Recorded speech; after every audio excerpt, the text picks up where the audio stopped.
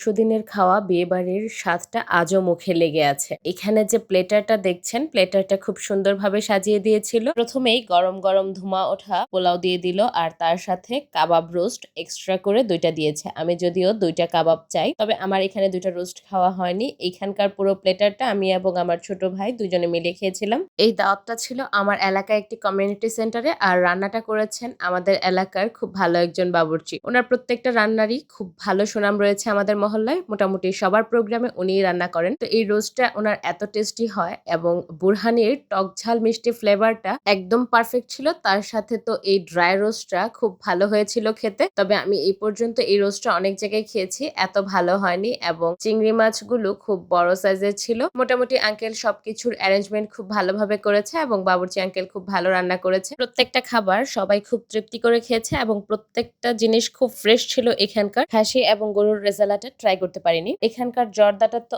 অসাধারণ লেগেছে আমার কাছে, একদম মিষ্টিতে ভরপুর। প্রতি বাইটে মোরব্বা এবং বেদানা ছিল আর আমরা সবাই গল্প করতে করতে খেয়েছি। অনেক ভালো লেগেছে, সময়টা ভালো কেটেছে সবার সাথে। আলহামদুলিল্লাহ। নিউলি ম্যারিড কাপলদের জন্য অনেক অনেক শুভকামনা রইল।